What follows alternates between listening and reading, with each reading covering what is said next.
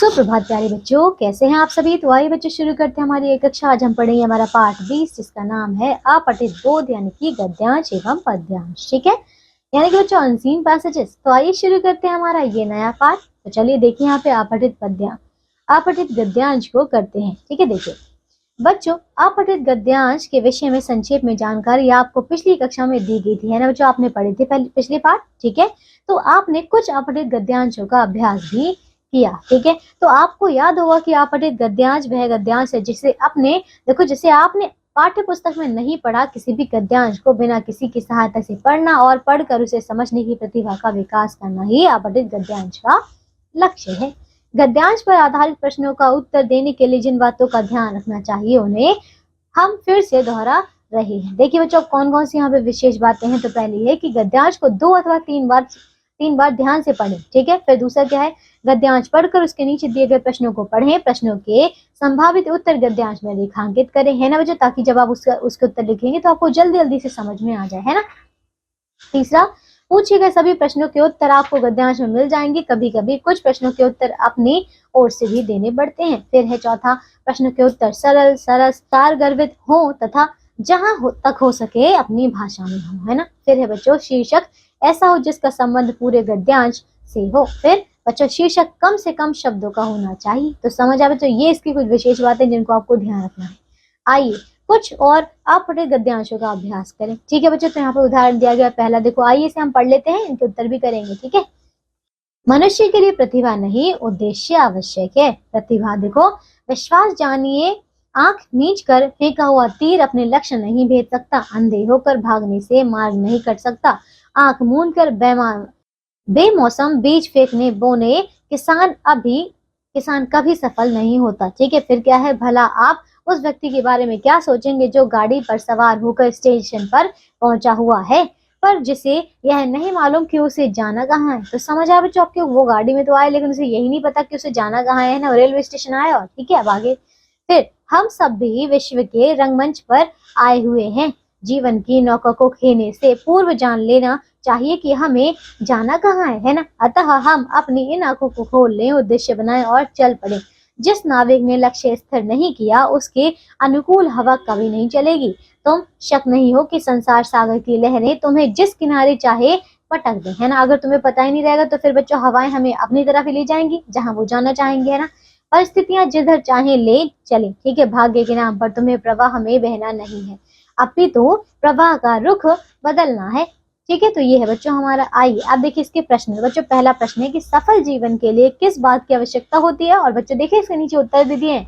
इसका उत्तर है कि सफल जीवन के लक्ष्य को स्थिर करना नितांत आवश्यक है। ठीक है, लक्ष्यहीन व्यक्ति को सदा असफलता ही हाथ लगती है। ठीक है, तो बच्चों ये जो अभी हमने गद्यांश पढ़ा उसमें यही तो था, सफलता यानी कि हमें लक्ष्य के बारे में बताया गया था। लक्ष्य नहीं तो बच्चों कुछ भी नहीं, है ना। अब दूसरा देखो प्रश्न है कि तीर चलाने से पहले क्या आवश्यक है। तो बच्चों इसका उत्तर है कि तीर चलाने से पहले निशाना साध लेना आवश्यक है ना, तभी तीर निशाना भेद सकता है।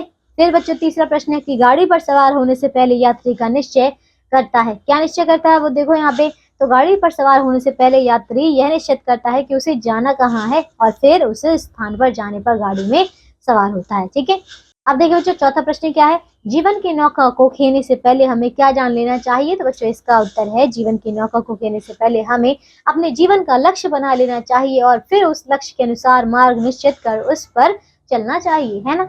अच्छा, तो बच्चों पांचवा प्रश्न है गद्यांश को उचित शीर्षक दीजिए। तो बच्चों यहाँ पे हमने लक्ष्य के बारे में पढ़ा था, जिसका शीर्षक हो जाएगा जीवन और उद्देश्य, है ना, क्योंकि लक्ष्य होना हमारा जीवन है और उद्देश्य भी है। ठीक है, क्योंकि बिना लक्ष्य के तो कुछ भी नहीं होगा। ठीक है, तो यही बच्चों इसका समझ गए। देखिए इसमें सारे उत्तर हमें इस गद्यांश में मिल गए, है ना। आइए अब देखिए दूसरा, लेकिन बच्चों दूसरा मैं आपके लिए छोड़ रही हूँ, ये आप खुद से पढ़ेंगे। ठीक है, खुद से पढ़ेंगे और प्रश्नों को भी खुद से ध्यान से देखेंगे। ठीक है, चलिए आप देखिए तीसरा क्या है।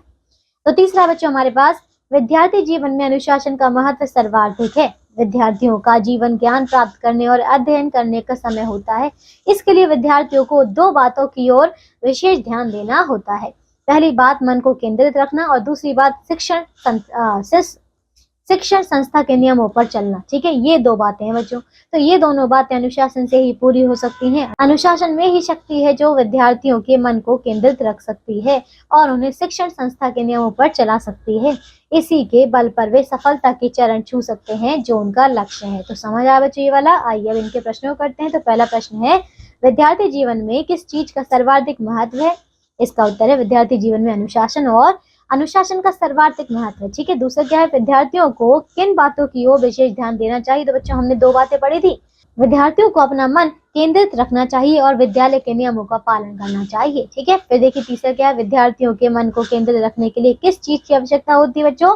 तो ये था बच्चों हमारा कि मन को केंद्रित रखने के लिए छात्रों को अनुशासन में रहने की आवश्यकता होती है। फिर है बच्चों चौथा प्रश्न देखिए, अनुशासन के बल पर छात्र क्या कर सकता है? तो बच्चों अनुशासन के बल पर छात्र सफलता प्राप्त कर सकता है, अपने लक्ष्य को पाने में सफल होता है। ठीक है, और पांचवा है, गद्यांश के लिए उपयुक्त तो शीर्षक दीजिए। तो बच्चों क्या पढ़ा था हमने यहाँ पे? देखो हमने विद्यार्थी के जीवन के बारे में पढ़ा था, तो इसका शीर्षक हो जाएगा विद्यार्थी और अनुशासन। ठीक है, समझ गए बच्चों? तो देखिए ये था हमारा पाठ, इसमें हमने अच्छे तरीके से ये कर लिए। ठीक है, इसके हमारे गद्यांश पढ़ लिए, लेकिन अब इसमें बच्चों अभ्यास के प्रश्न उत्तर हैं और कुछ आपको यहाँ पे देखिए अपरित गद्यांश भी दिए गए हैं और इन्हें आपको खुद से पढ़ना होगा। ठीक है बच्चों, तो चलिए अब मैं ये आपके लिए छोड़ रही हूँ। आज के लिए सिर्फ इतना ही और मुझे आशा है कि आपने इन्हें अच्छे से सीख लिया होगा। अब हम मिलेंगे अगली कक्षा में, करेंगे नया पाठ।